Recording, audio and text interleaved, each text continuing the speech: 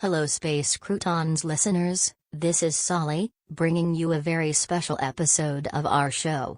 We have reached the end of Season 1 of this quirky new science fiction storytelling podcast and thought you might like to go behind the scenes and meet the creative minds who have brought this crazy world to you for the last year. So fasten your seatbelts, it's time for liftoff.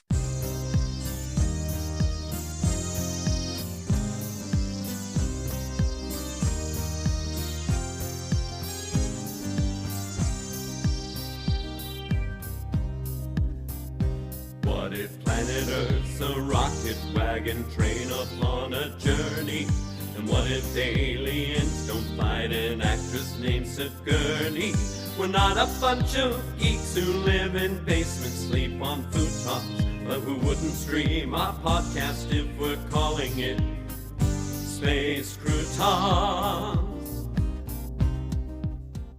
And we're back. Joining me today are Jerry, Della, John, and Jeff Goodson, the creators of Space Croutons. Welcome ladies and gentlemen to Van Helsing and the show. You are here today to give us the scoop regarding Space Croutons. Let's go back to the beginning. How did the podcast start? What podcast? What? What podcast? Podcast? Podcast? Podcast? Oh, that would be fun. We should do that. We should do that. That's how it started. Oh, man. And I was going to say, in a galaxy far, far away. Well, okay then. Say it. Okay. All right. In a galaxy far, far away. That's how it started. Okay. I think it's better to say it was the best of times. It was the worst of times. As long as we end it with so long and thanks for all the fish. So have we gone full circle yet? Just Never. about. But in reality, it was Jerry had the germ of an idea to start doing a podcast. So what led me into it was I was listening to another podcast and really enjoying how quirky it was. And honestly, the more I listened to it, the more I envisioned that the main character in the podcast just reminded me so much of something that, Jeff, actually characters I've seen you do before. And the more I listened to it, the more I just kept thinking that. And I think we brought it up in a couple of conversations between us that I mentioned the podcast, and I listened to it and stuff. And then when we got together over the holidays, a year and a half ago, we were talking about it in the car. And honestly, it was the spur of the moment when I said, you know what, you should consider writing it yourself, doing a podcast. And you got interested and said, well, I'll do it if you'll do it. And then from there, it became a family affair. And then there's peer pressure after that, right? It was more sibling pressure than peer pressure. Well, and what I remember saying was that I'm interested in doing something like this, but not by myself. Please help me. And you said yes. And then we just threw out there, and we should see if anybody else wants to help too. Because the more people involved, the more ideas will be put into it, and it'll be better than anything that any one of us could come up with on our own. Oh, and it's definitely turned out to be that way. Yeah. John, do you have any recollection about how you got involved? Yeah. Jerry said he would sign over his royalty checks to me for the first 3 years if I would, help out. So excellent. Royalty for the first 3 years. Yeah, absolutely. But I refused. I said, no, you need to take care, because you've got kids and everything, so you need to make sure you take care of them. But it's kind of, we all got together and Jerry threw it out, and it sounded like a very interesting and fun thing to do, and a real good excuse to get together everybody on a regular basis. It has been a great excuse. I love it. And Della, what led you to jump in? Oh, it's definitely Jerry's fault. I called him about something else, and he mentioned it, and I'm like, and asked me, invited me, and I'm like, I don't know, because I'm not really a science fiction genre person, so I wasn't sure I'd be able to contribute or assist in very much other than just as a teacher, editing here and there. Mm-hmm. So that's not 100% true. You That told is me about 100% some of your true. short stories and shared some of your short stories with me. And once I read them, I was like, there's no way in the world we can do this without you. Well, I heartily concur that everybody involved has just made it better and better. So, and so much fun all along the way. yes. Yeah. I agree. It has been so much fun. So, you have been working on Space Croutons for over a year now. What's been your favorite thing about doing the show? So mine has been around our brainstorming sessions. Kind of like this, we just get together and we just go wild and play off of each other. And it's like being a kid again. So this is like the rest of your life, only now we're taking notes. This is like the first part of my life, and I'm finally taking notes. Well, for me, I think it's been taking that time out to try to do something creative. That's always such a stress reliever for me, to be creative. And I don't often just say, okay, let's do that. And so this has given me a good reason to pull some time away from something else and not waste it on frivolous things. Something that this may be frivolous, I don't know, but it seems more purposeful than that. I gotta admit, I hadn't thought about it the way Della had mentioned, that it is a stress reliever and really helps you clear your thoughts and everything. But looking back on it, I found that when I sit down and write and work on these, that I actually feel more energized when I'm done than I do with, obviously with my day job. Yeah. There's so much of this that I really like. If I were going to name one thing, I would say the Easter eggs, the little details that we add. And we know this is actually a reference or an homage to something in our cultural past, like the Monty Python's Flying Circus, or movies that we like, or books, or even things from our personal history. Some of the numbers have, specific meaning for things in our lives and that kind of thing. And we're going to talk about those Easter eggs later. So, yeah, I kind of like that too, Jeff, the way some things, pertain to each individual storyteller. I also like the way that, we can all collaborate together, but at the same time, I feel like all you guys will be not afraid to point out where things are going differently for my story, and if I need to do something differently, it really has been helpful to turn out some better stuff here. Interesting thoughts, John. I thought it was definitely an improvement when you all added me to the show in episode 5, and I thank you for that. What has surprised you most about putting this project together? Okay, Della, you get to go first. That we got past episode 3. To make as many episodes as we have. When we started, I'm like, yeah, I was kind of skeptical. I thought, yeah, if we do 6 or 7, that'll be awesome. That'll be good. Then it'll probably peter out. Here we are over a year later, and I'm like, I can't believe we're still doing it. Well, we're getting ready to go into syndication now, right? I'm just impressed. You thought we'd get 6 or 7. I thought 3. That's where I was. The smarter money was on 3. Oh, sorry. I overestimated. You didn't realize it was this long of a commitment, huh? That's true. Well, if they're not going to stop, I can't stop. And now we're going to have 28 episodes at the end of season 1, and we're planning more for season 2. And we're already working on those season 2 episodes. Yeah. We're working on those episodes? Yes. Yes. Absolutely. In many different ways. Of course, it's all in how you define working. Well, the creative process, it's a mystery.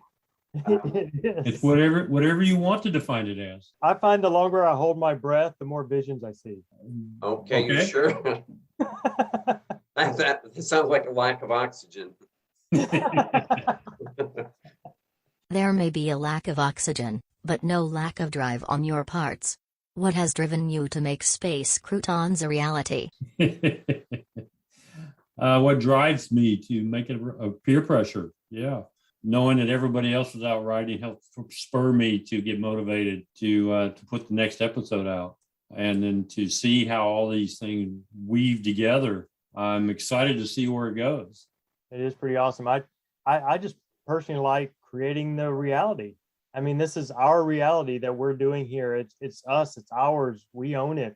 And it's just awesome. Yeah, I personally was thrilled when we decided we were going to do a fiction podcast. The idea of, we're, like you said, creating a world and expanding the world brings me back to, what are we going to say next?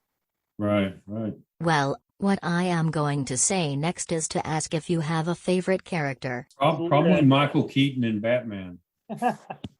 Oh, you're saying Michael Keaton in Batman. I thought those were your two characters. Michael No, Keaton in Batman. it's singular. It's singular. My favorite character. So, but yeah, I'll take either one.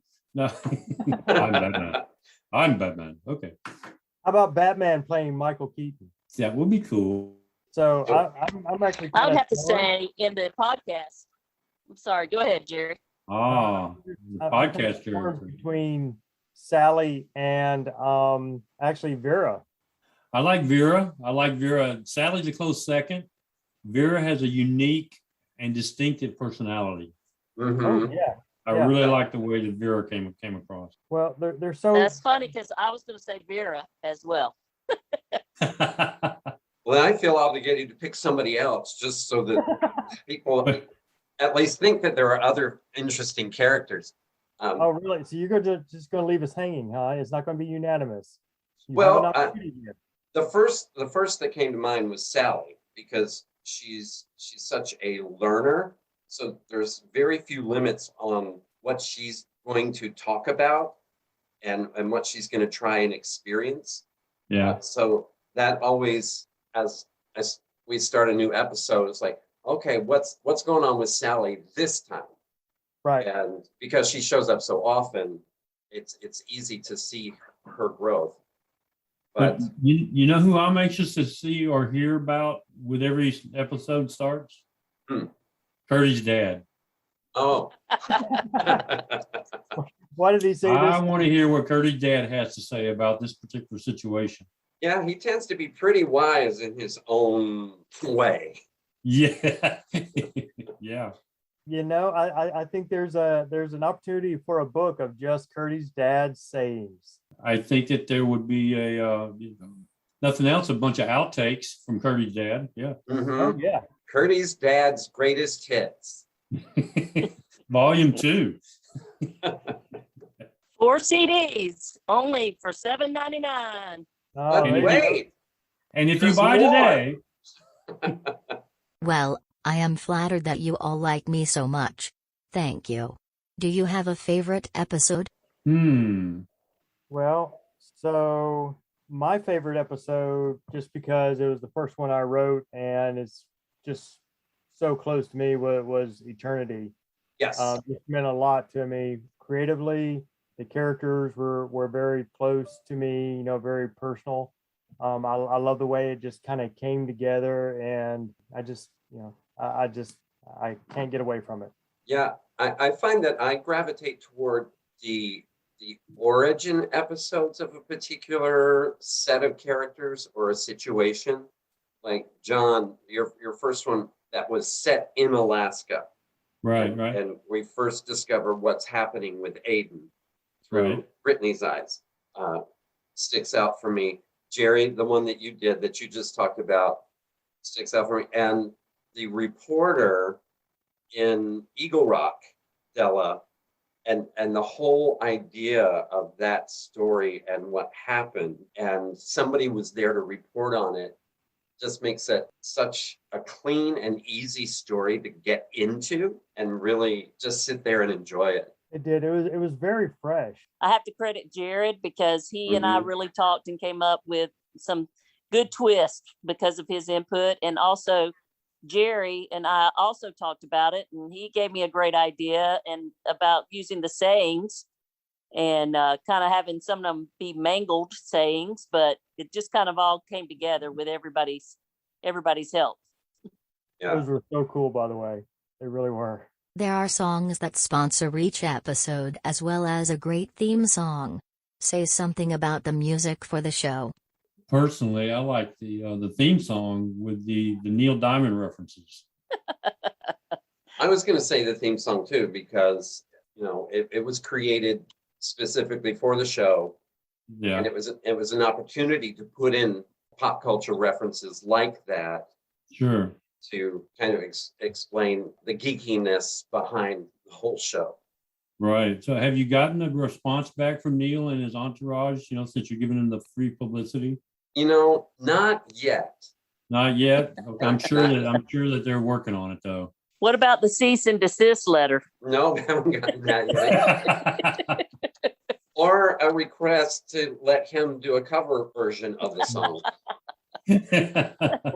I was going to say the theme song mainly around, I just really loved the sing-along. So much fun, and it just came out so well, and yeah, very proud of it. That was fun to do. Yeah, and that's available for anybody who wants to listen to it. Is that on the website? You need to just click on it? Yes, you can, and the video. Okay. So the show is about objects with special powers. Where did the ideas for the objects come from? So the first object I worked with, the banana hanger, will always have a place in my heart, just because that was the first object and it was so obscure, trying to figure out how to fit this into the story. And why a banana hanger? And why do you think it's obscure when it shows up in so many stories? Because we're stuck with it now. So I blame Jeff for this. It was a improv exercise, and Jeff had to pick an obscure object for me to run with to write a story from, and that's the object he gave me. So if we're going to blame someone, he pulled this out of the air. Mm-hmm. I did, and write the story about anything you want to, as long as somewhere in there a banana hanger is mentioned. Mm-hmm.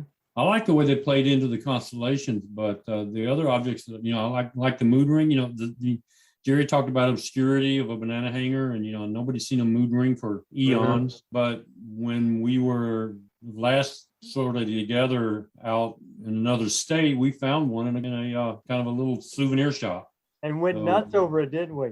We restarted a trend. We did. You did. Until then, they weren't carrying them. Yeah, they're like, "You're interested in a mood ring?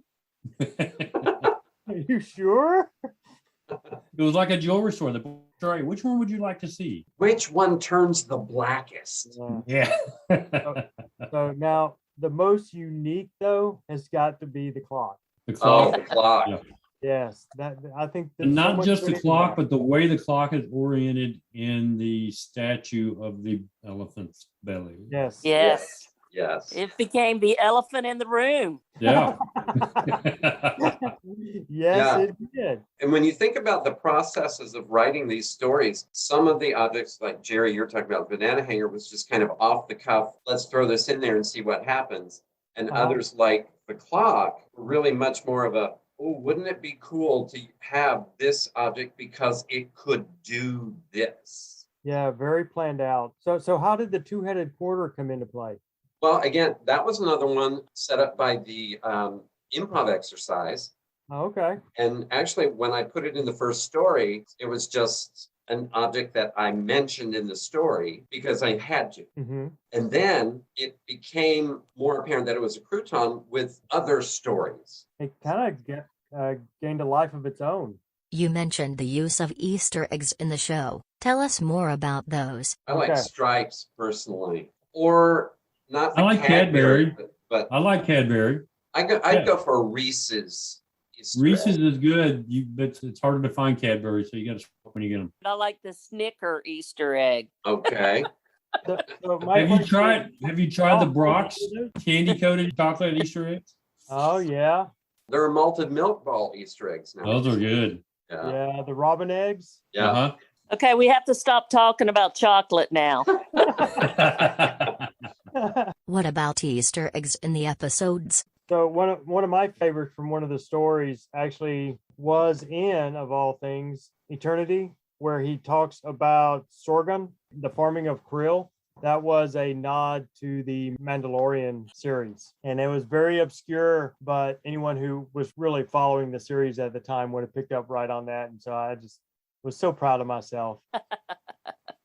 I like the fact that we included the number 88 since Jake often wore that number. That was his football jersey number. Mm-hmm. Oh, very cool. That's right. I get a kick out of a lot of the pop culture references as well, Jerry. You talked about the Mandalorian. We got references to Monty Python. We got references to This is Spinal Tap, Winnie the Pooh, Yeah. Little Shop of Horrors. All Princess of these. Bride. Yeah. As you wish. And Yep. then the more personal things like Jake's number. So, here's a question. Geocaching? That's a question? That's yeah. All right. It is Yeah. a document. Let's do it. So the whole idea behind geocaching was the fact that, a couple of us have done it over the years, but it just fits into our whole idea of things being lost and we're trying to find them. And it just seemed to fit almost like a glove. So we had to at least try to work it in. So it almost like adds another dimension to your story about dimensions, huh?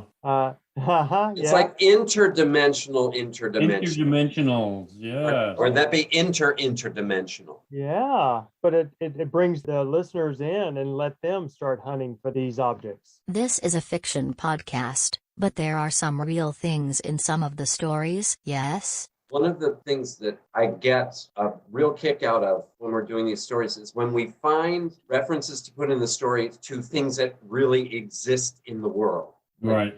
The episode where Vera and Clarissa stop in Philadelphia at the Space Tree. Yeah. And when I was looking for something for them to do on the way on their adventure, I found the Space Tree reference and thought, this is so cool. If somebody now listens to this story and then goes, well, I wonder if there really is a space tree. If they Google, they're going to find how to find this space tree that we've referenced in the story. Right. Well, and I tried a couple of those, you spoke earlier about the episode in Alaska and the town that we set it in exists. Mm-hmm. All of that stuff is there. It's really kind of cool the way it kind of played together. So yeah. And we're doing more of that in season 2 as well. So that's. You've finished season 1 and there will be a season 2. How long do you see yourselves doing the podcast? We're doing a Till show. they make us stop. are they going to pay us to stop? Yeah, that's what we're waiting for. Yeah, we'll show them. Yeah. I plan on having a microphone in my coffin. Okay. Oh. Yeah, it doesn't cost much to get us to do the show, but it will cost an awful lot to get us to stop. Stop. doing the show. I'd like to thank our guests today for their insightful words on how this adventure began, and we cannot wait to see where it goes. It's great to see the unhindered flow of creative talent come to fruition, and the excitement of everyone involved renews my faith in humans everywhere. We invite everyone to listen to next season as the adventures of our friends continue. Excuse me while I answer the phone. Hello, I apologize, but you just missed our guests. Did you catch our podcast today? Yes, Sally, I heard the podcast. That's why I'm calling. I'm afraid that we don't have much time left, but if you have a quick comment, I'm sure our listeners would love to hear it. Sally, it's Aiden. Aiden? That is impossible. Aiden is a character in our podcast. Wrong. I'm Aiden Snooty. I'm a real person, not some made-up character. I don't know who you just had on your podcast, but they're not telling you everything. What do you mean? What else is there to tell? The part about this being a work of fiction? I'll call BS on that one. Sally, I've been there. I'm living what you've been talking about. I've met Curdy. Brittany is my friend. Believe me when I tell you that this is real. Then who are the people that were on the show today? Who knows? It doesn't really matter who they are. What matters is why they are telling this story. Why would they want to mislead your listeners? Unless what, Aiden? I know what I need to do now. There's not much time left. What are you going to do? It's better if you don't know what I'm going to do. I have to go now, Sally. I'll be in touch. Wow. Well, listeners, this will take some processing. It sounds like we'll hear from Aiden again, but until then, your guess is as good as mine. Tune in next time for... Wow, I'm not sure what'll happen next time. Just tune in and we'll find out together.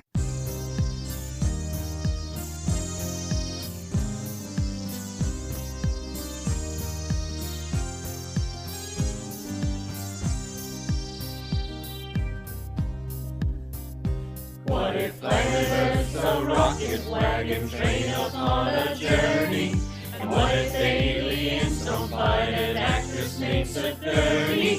We're not a bunch of geeks who live in basements, sleep on croutons, but who wouldn't stream our podcast if we're calling it Space Croutons. It's an intergalactic, robot-o-matic, moon-dust-sporadic trip around the sun. It's a totally terrific, proven scientific, freaking fantastic, phaser septum fun. It's Space Croutons. We think Get your spacesuit on. it's pink. We're triple cute. On that you can rely.